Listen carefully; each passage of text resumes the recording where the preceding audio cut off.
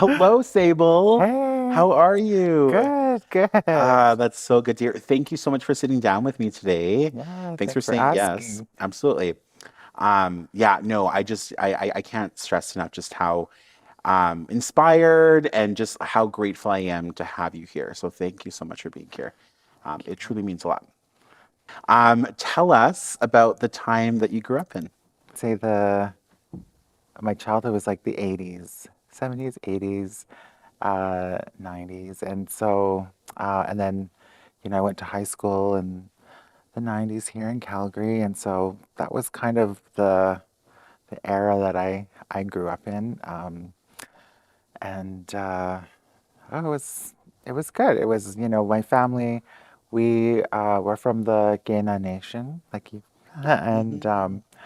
but I was born and raised here in Calgary and Mohawkinstis, and we moved around a lot. So even within the city, we never really stayed in one particular area. We're kind of like always moving, and then when I was really young, I think maybe like grade two, we moved back to the reserve, and I went to school in on the reserve and in like the little towns in that area, McGrath um, and then in Lethbridge. And then we came back here to Calgary, I think in the late 80s, like 89, we came back. Um, been here ever since. So as somebody who's been here consuming art, what was the art like? Art for us growing up was really just like books and movies. We didn't go to plays. Mhm. We didn't go to like the Philharmonic or even to galleries or anything like that. That Mhm. wasn't a part of our life. And the only painting that we had in our house, like ever since I was a kid, was this shield, this Blackfoot shield that my mom bought from, Mhm. oh, I can't remember his name, Conrad. I think his name was Conrad Chiefbody, that he had sold to her. And it's sort of like it has all this Blackfoot symbols on the shield. And then it has the feathers hanging at the bottom. And I think it came with like a spear or something. Mm. And um, and we've had that with us. We've always had it. It's always with us, and we hang it in every house that we live in. And that's kind of like that's kind of been like our art, on the Mm. wall. I don't. I got into writing. I think probably when I was in elementary school, just writing little stories, like little short stories, and then I went to school here in Calgary at the Plains Indian Cultural Survival School. We called it PICS for short. It was kind of like up by Westbrook Mall. There was Ernest Manning, and then there was PICS right across the field. Neither school is there anymore. It's like a train station now. But when I was there, we had like a little library that it was really just like other schools would dump their books, their old books into our library. Mhm. But I would go through like as many of those books as I could and try and I just loved like everything, like reading all these different stories and especially short stories. I really got into short stories and imagined what it would be like to read stories about us, because there was nothing. I grew up in this time when, like Dances with Wolves came out and it was like a huge big deal and people were saying, "Oh, we're finally having our stories told," but it was kind of like, "No, we're not. That's not our story. That's Mm. still not our story." Um, all these like, these movies that were coming out, books that were coming out were still not ours, even though they were stories about us, they just weren't told by us. And so it's just been a constant thing of like, since that time trying to find and promote the authentic voices of Indigenous people. But our stories have to come from us. They have to come from us. Yeah. And so, would you say that that's what inspires you to write our stories? Yeah, like the first storytellers I heard were my grandmothers, my grandmother and her sisters. Hmm. When I was a kid, we would go to the Sundance every year, um, and I was too busy running around playing all that most of the time.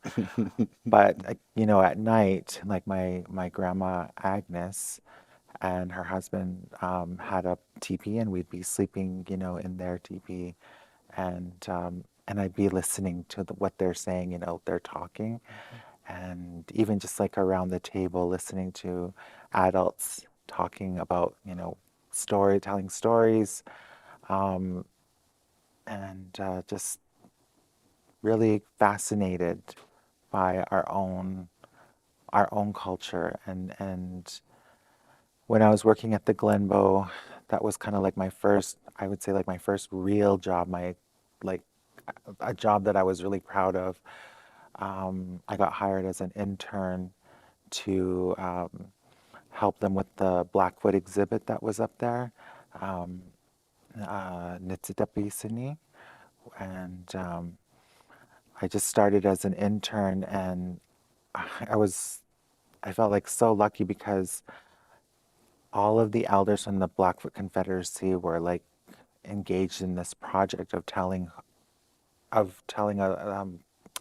uh, everyone like who we are, like sharing this story um, for non-Indigenous Canadians and for Indigenous people, and so I got to hear it directly from them. I got to sit at the table with them, as an employee of the Glenbow, but also as a Blackfoot person. And um, most of those elders are not here anymore. They've all passed on since then, because that was like back in 2000, 2001. And I got to work with Pete Standing Alone and Frank Weaselhead, Rosie Dayrider, like all these people. I can't even believe it. Like just to say their names, they're not here. It's like surprising. But all those stories that I heard from them, like they're still here. Like they're still with me. And the memories of like putting that exhibit together, because it was like so many stories went into that, Hmm. so many of our traditional stories, so many of their experiences, and just the experience itself of that time, it's just really powerful. So I think ever since then, uh, I've just been really involved in promoting and our culture, promoting Indigenous culture in general. Absolutely. Yeah, like I know for me growing up, we would always talk about like this idea that we give stories, we don't tell stories, we give stories, right? Yeah, And in many ways, those folks who have given us these stories, although they're not here anymore, it's those stories that live on, right? It's those experiences that live yeah, on. And so now you say like, oh, I still feel like they're here in these stories, and it's because they are, right. right? You're a storyteller yourself. In talking about telling authentic stories about who we are and our experiences, I know that you have a play that you've been working on for such a long time, for a really, really long time, Yeah, and it's seen so many different iterations, and has come a long way. yeah. I back in 2012, my friend Troy recently passed away. Troy was a dancer and a choreographer. He was an actor, and I would say he was like a playwright too, because he did a lot of writing. Um, yeah, he was so many things, and a teacher. He he told me, come with me to Edmonton.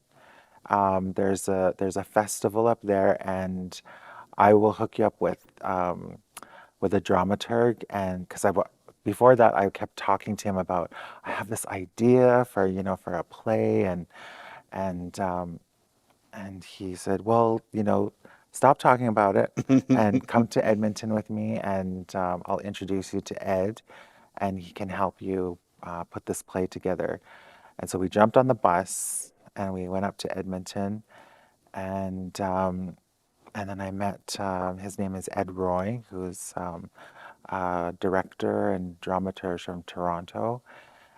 It's kind of strange, like, to explain, like, what, like, Ed's role, but it's sort of like a lot of questions, just like endless questions, and to help me sort of bring out a story, like, these characters that I had in mind, and so, at the end of it, we had sort of half a play of these five characters, and it was something that was totally new to me, like writing for the theater, because prior to that, I was just like working on short stories, and never, I never had attempt.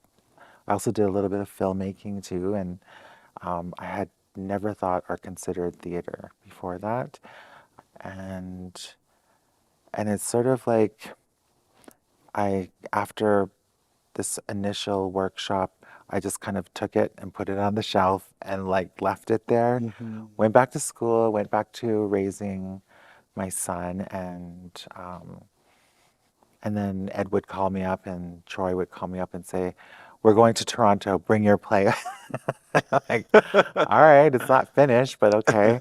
And so I completed another little bit of it, and then we went to Toronto, and and some people performed it for the Native Earth, and that's when I decided I just got to finish this. Like, I got to finish it.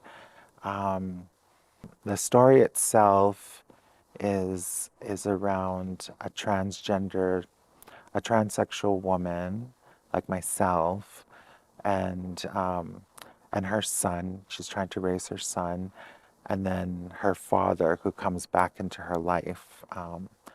Uh, they haven't spoken to each other in a long time, and it has to do with the effects of the residential schools and how it has affected her father and the way he raised her, and but it also has to do with the friendship between this woman, Chrissy, and her best friend, um, Tony. And so all these characters, I could say, are really like based on a lot of the people that are around me. Tony was like Troy, and Chrissy was like me, and Richie, her son, was like my son, and um, the elder Rosie is like, I sort of base it on a few people. Like, I have our elder Rosie, Rose Talani, heavy head, and I kind of based it a little bit on her as well. So yeah, it kind of came together. It's shifted a lot. The story has shifted. Um, I went to law school for a little bit and discovered that that wasn't for me, and then decided that I was going to just pursue writing. And I went down to Santa Fe to the Institute of American Indian Arts, and worked down there, and I workshopped a lot of the play in those workshops for my MFA. I got like, if you could see the play from when it started to when it went through that workshop at Santa Fe and then coming out of it, it's like almost, completely different. Writing a play, you Yeah. work in administration, but you're also a mom Hmm. and a caregiver for your own mom as well. So, what is it like being an artist, but also a caregiver for folks in your life? It um, it wasn't part of my. I mean, I could never foresee something like that happening. Like when I came out as transgendered, I was maybe like 13, and and then when I changed my name, that was like 1991, and there was nobody, like no one around who was who you'd say was transgendered or transsexual, and I was just really lucky that I had some support, a lot of support from my doctors, and there actually was a clinic here in the city that was that's sort of specialized in gender dysphoria, and but other than that, there was even in our community, the Blackfoot community, there was nobody. Like, I didn't know anyone. We didn't know anyone. There was no one else. And I mean, over the years, I learned from elders, from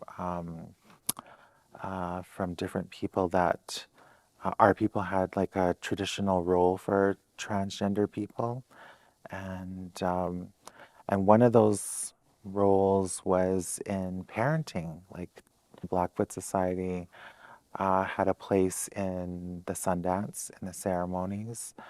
Um, they usually ended up raising children whose parents passed away, who were like orphans. Um, and that was really like, when I heard that, that was like, that meant a lot. It really resonated with me because in the case of my son, um, like I said, it just happened. He is my family, but he's like my cousin's child, and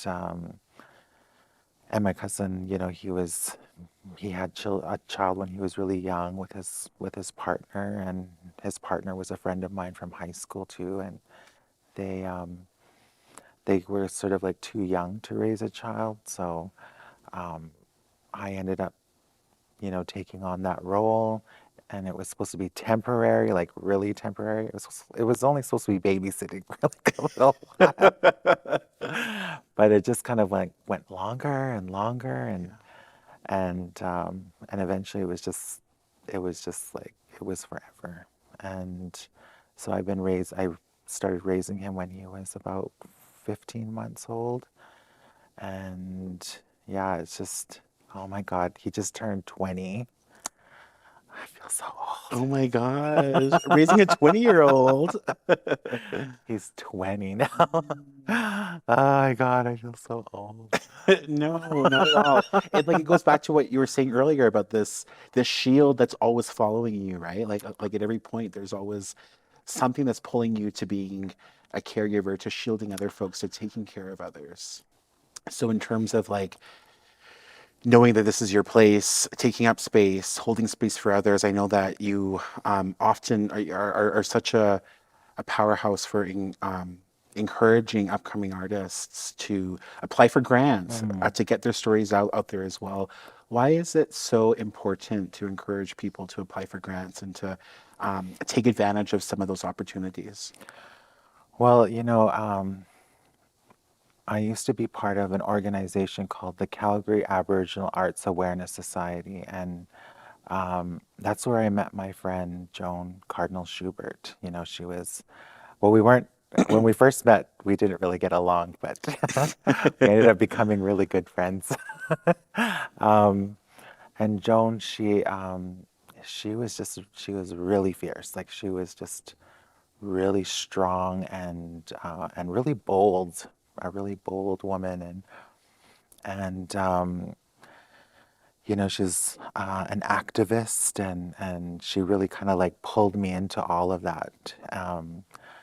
And our whole our whole work with Calgary Aboriginal Arts Awareness Society was supporting Indigenous artists, and we provided a space. We had a little bit of a gallery, and we could showcase some of their work there, but we were always trying to figure out ways that we could showcase work. This was during the time that Bron Kanye was the mayor, and so we kind of felt like the city was trying to always shut us down. And there was we wanted to showcase some theater, some people who were writing for theater, and Joan said she would say, "Well, all we need is money, and we can rent a theater space, and we can showcase whatever we want, and tell our own stories." So that's what we did. We just went looking for money and found some people who were willing to invest in our stories, and we rented One Yellow Rabbit Theater, the theater space there, and we had showcases there. It's What I found at that time was there was plenty of people who had stories to tell, who had work that they wanted to do, that they were, a lot of talent, but there just wasn't any funding. There was, yeah. So with the Original People's Investment Program, we started out with around $100,000 in funding. That first year, we had, I think it was almost 40 to 45 applications, and we had just enough funding to fund every single person who applied.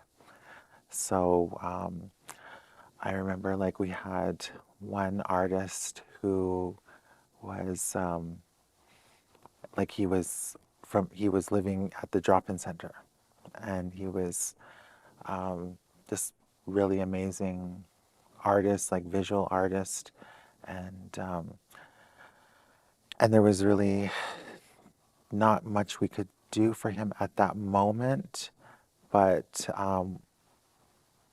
it really I kept working with him over a year and a half, working with him. He was living on the street, and we just couldn't give him the money until he sort of made some steps towards that where we would feel confident that he could do his work. And so I worked with the Friendship Center, worked with some elders, and eventually he sorted things out for himself, and then within a year and a half he was situated in a better place. He was sober, and then we gave him his money, and he's doing so well. He's just this really amazing artist.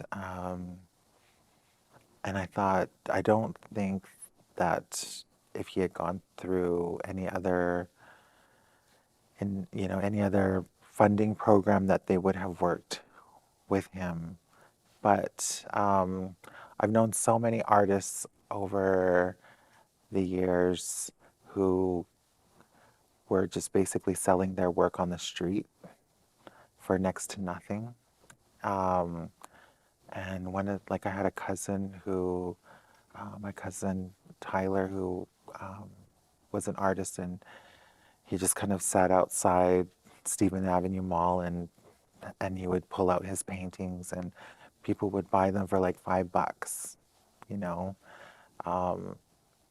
or he would go into galleries and they would purchase his paintings for $25, but then sell them for $400,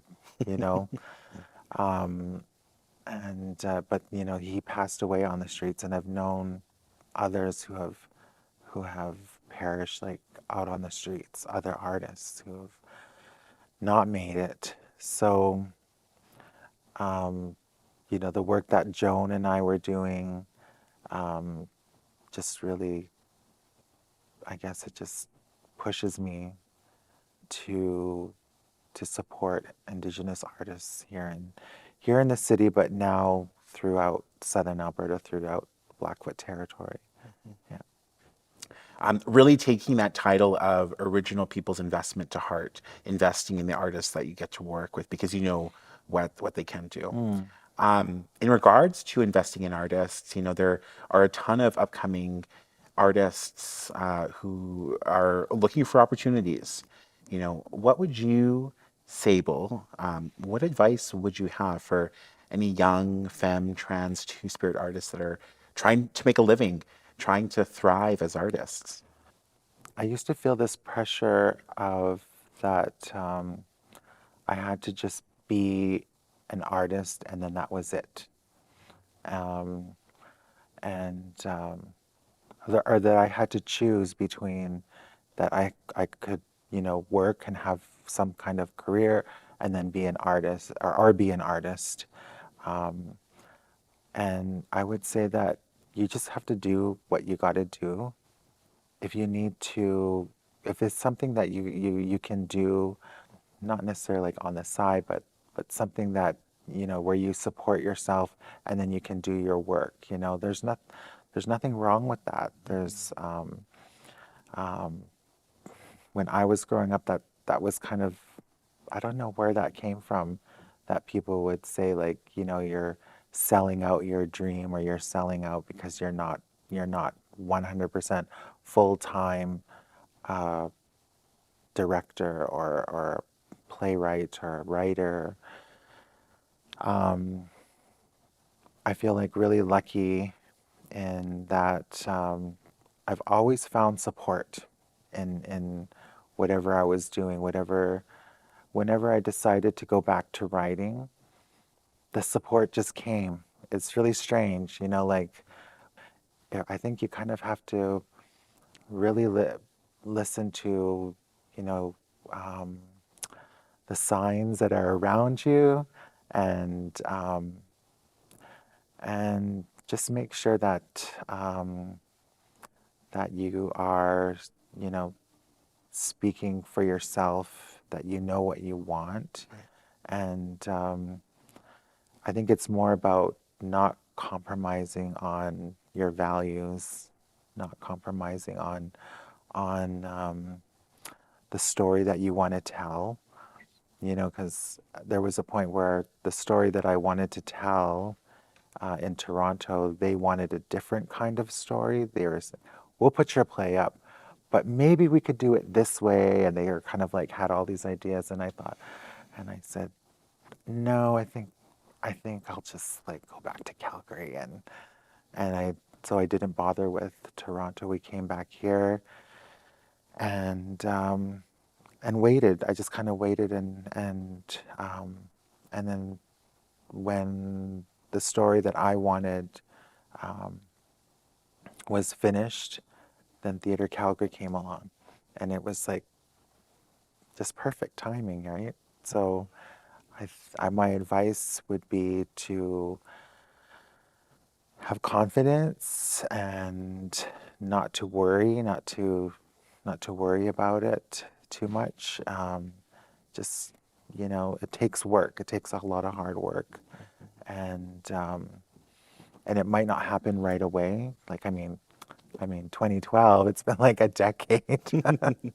It's been over a decade since I started this play, but I feel like our elders say, like everything happens when it's supposed to happen, and so I really believe that. Like everything for me has happened, just as it's supposed to happen. I feel that's how I feel.